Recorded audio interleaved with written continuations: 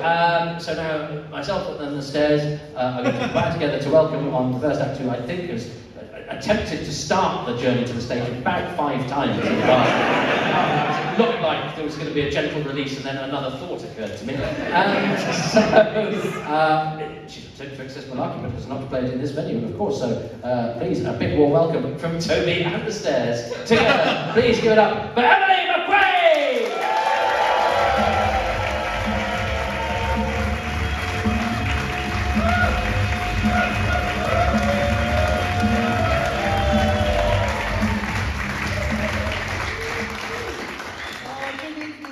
Malarkey, how are we doing? The general consensus is that you're all way. I take it as a good sign. Before I start, could I trouble you guys for one more round of applause, please? Any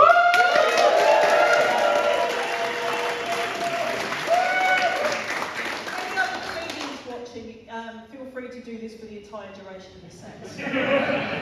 I'll be honest with you, that second round of applause is mostly for my fragile ego, by which I mean my wank bank.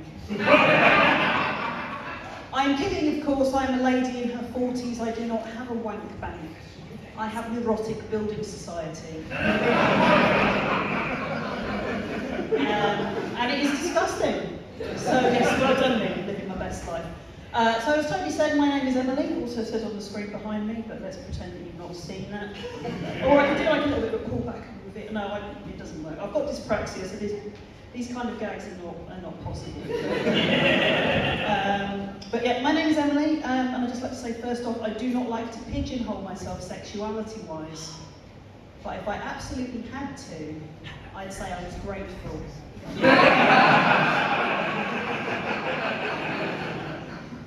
And if you're wondering what that means, it means wherever you identify on the wide spectrum of gender, and it is a spectrum, not a Commodore 64. That's one for the young folks there. Wherever you identify on the Sega Dreamcast of gender, wherever you identify on the Nintendo Entertainment System. Yes, I did used to watch Games Master in the 90s. Woo! Indeed, but I've run out of consoles. It was easier chatting people up about 10 years ago, so I'd just meet blokes that were my age and just be like, did you used to play Sonic the Hedgehog? And when they go, yes, I'd be like, sex? And sometimes they'd say yes.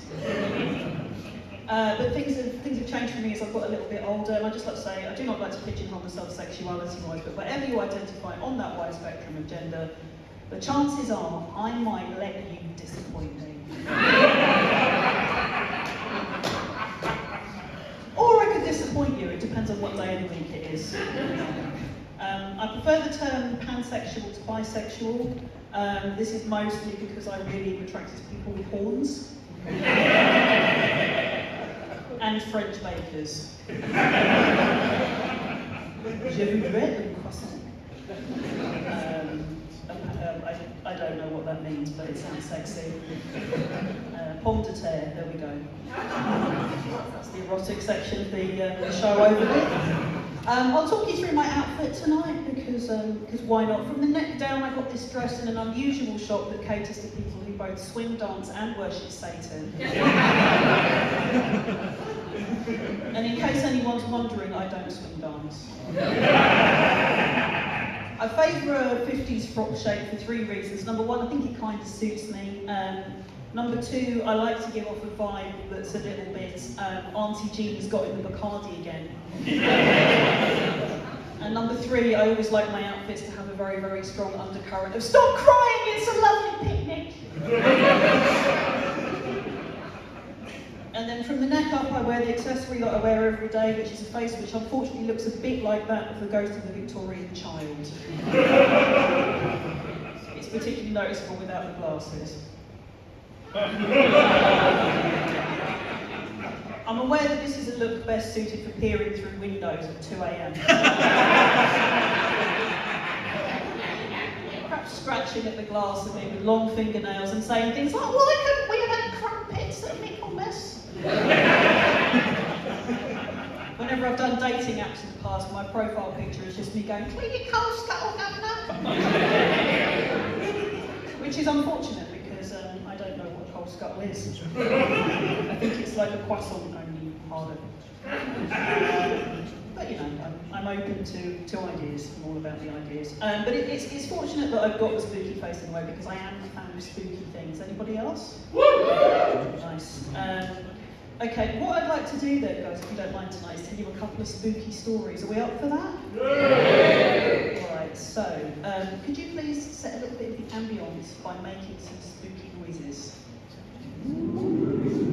Oh, that was glorious. We've got nervous giggling ghosts. Everyone else went for a rising inflection I like to call ghosts of dead game show audience.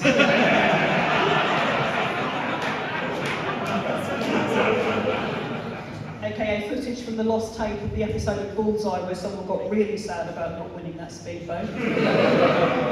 That's the second one for the young folks there. I once asked an audience to make spooky noises. One guy misunderstood the assignment and went, "Way!"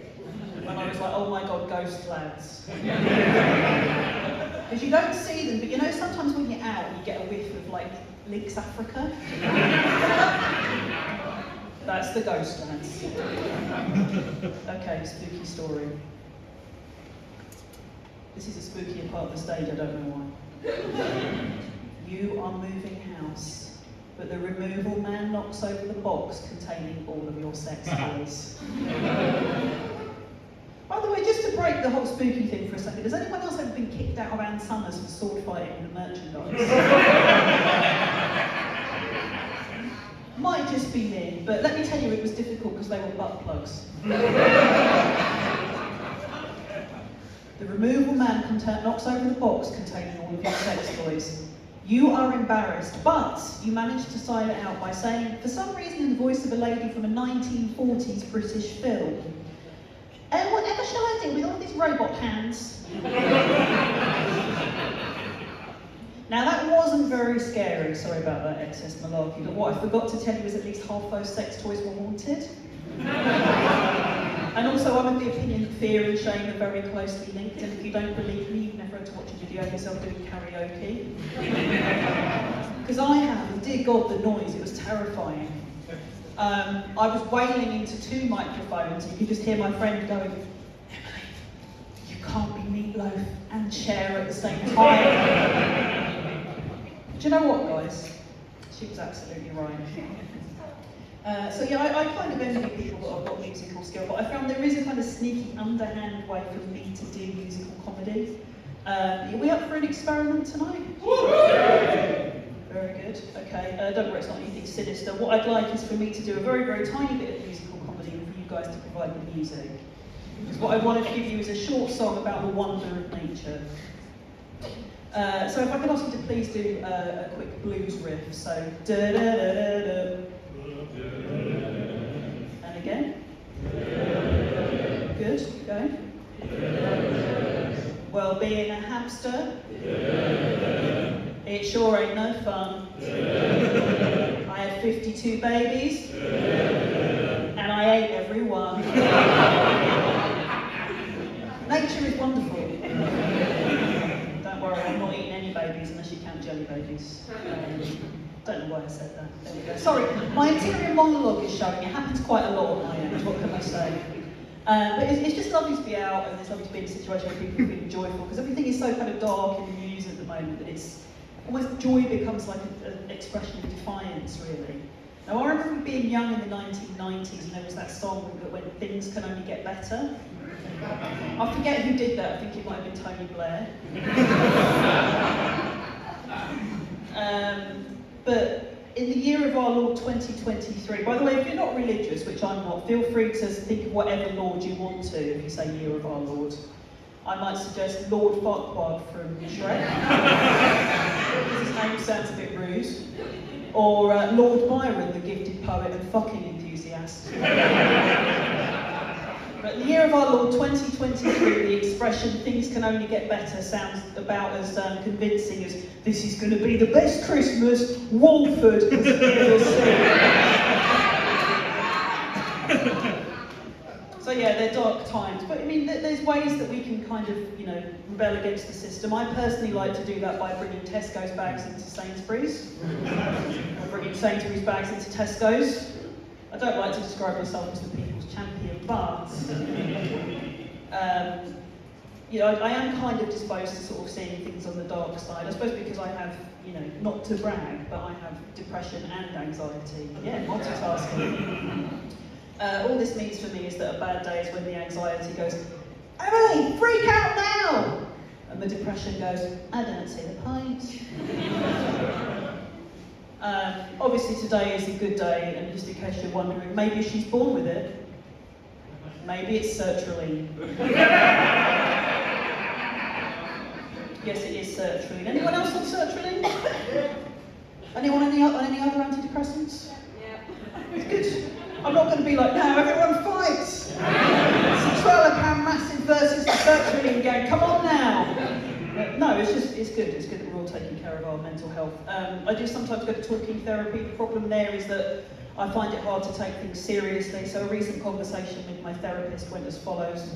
It was her going, Emily, I think sometimes you deflect from the seriousness of the situation by talking in stupid voices. And I said, do I? And she said, yeah, you're doing it now. And I said, oh wait, no, I'm not pet. Oh no, don't when I've gone blind. That's the third one for any young folks in the room, and apologise to any joys. But comedy and psychoanalysis actually have quite a long history. I don't know if you know this, but Sigmund Freud wrote a joke book. He did. He compiled all of his favourite rib ticklers in one volume. And the punchline for each and every one of those was your mum. So say what you like about old Siggy, clever motherfucker. I think it's about time for another spooky story. Could I ask you to do the spooky noises again for that? That's really good. Someone at the back just went, me!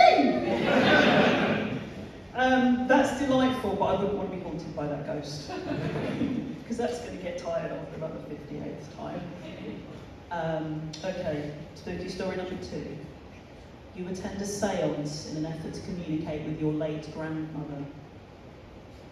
She gets in touch to say that she's very disappointed in your life choices. And so is David Bowie.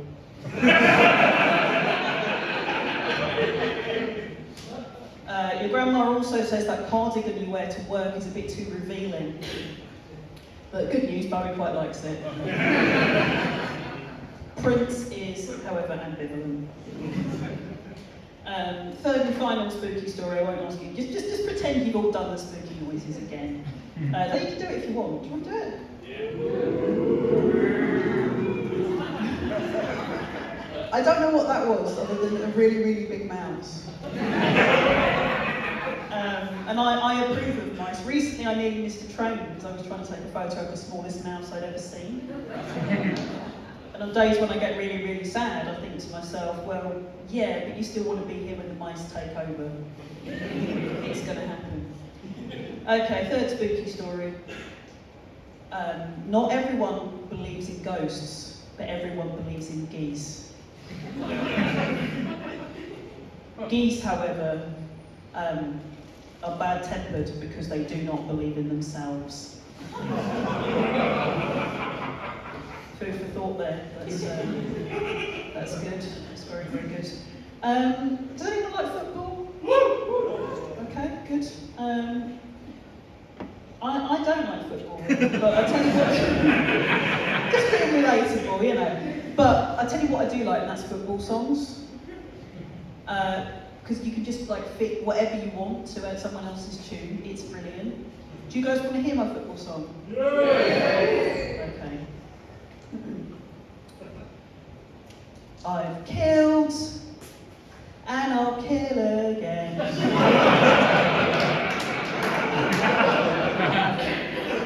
I've killed and I'll kill again. I haven't, it's fine. I've killed. Join in if you want. And I'll kill again. I've killed and I'll kill again. Okay, some enthusiastic joining in there. Also a few people who were like, no, fuck you, Emily. I know what entrapment is. So absolutely fine, you do you, I don't know what that means. But when you're thinking about it, in some situations you do you sounds a bit like an insult. Again, interior monologue showing, what can I say? So yeah, when I'm not doing this actually, I've got a very, very particular hobby. I like to go to open mic poetry nights and heckle. I'm not proud of it, but it's a lot of fun. What you do, you hang around at the back of the room. That guy's nodding enthusiastically. It's good. We'll compare notes later on whose haikus we've ruined. The person on stage at the open mic poetry night is pouring their heart out in verse form when you creep out of the shadows at the back of the room and go, "Call that a stanza, mate!" Your metaphors are dead flies on the window of the 73 bus. Your similes are like, not good. Similes. What I'm saying is I've got an English lit degree and I may as well use it for something. And so passionate was I about books as a young woman that I made sure I got that BA honours before I had sex with another person. But then I realised that actually, you could use books in a sexy way. Something that I realised when I got older, I realised you could use books in a sexy way. Because when I was a student, I used to go bounding to the student union bar every Monday afternoon and be like, "Hey guys, what did you do at the weekend? Was it drum and bass and drugs?" Because I'll tell you what I did, I read the fuck out of some Herman Melville. Who wants to touch me? Not when I'm reading, obviously. But then I got a bit older, I realised if you see someone you fancy in the library, you can go up to them and go, "Call me Ishmael." One for the book nerds there. Thank you very much for indulging me. Thank you very much, guys. You've been lovely. I'd almost go so far as to say that you've actually been legends. I like to think that I'm a legend too, but in my case, I'm the kind of parents tell their children to stop them from going in the woods. And I'll leave you guys on this. Well, first of all, as I mentioned at the start, quite needy me because I'm a comedian. So just the point where it's rearrange those words into a sentence. If you want to follow me on Twitter, I'm at MissMCQ. I'm on Instagram at Emily Lone Wolf McQuaid because there's a Chuck Norris film called Lone Wolf McQuaid. Me and Chuck Norris, I'm sure you can agree, completely indistinguishable from one another. But I'll leave you on this. I live in London. Sorry about that. We need to really have a sign for people who enter the city limits of our nation's capital that say, "This is London, sorry about all this." It's a great city, but it is really bloody expensive, though I know everywhere is expensive at the moment. But what I do to make a bit of extra cash, it's a bit underhand, but bear with me, what I do is I rent out my uterus as a small studio apartment. I know it's weird, but the decor's interesting. Probably. There's original period features.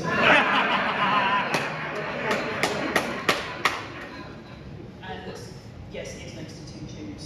Now, I know what you're thinking. Female comedians, right? Sorry, I messed that up. Again, rearrange that into a sentence that makes sense.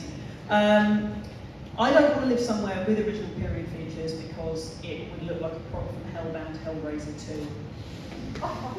So you're thinking female comedians, yeah, they just want to talk about their 80s horror movies, don't they? Just up there being all like, "Private Reanimator, am I right, girls? Woo!" And if there are any other horror fans in, don't worry, I know Private Reanimator came out in 1990. That was me doing a little satire. So I've been Emily McQuaid, sorry about all this. Thank you.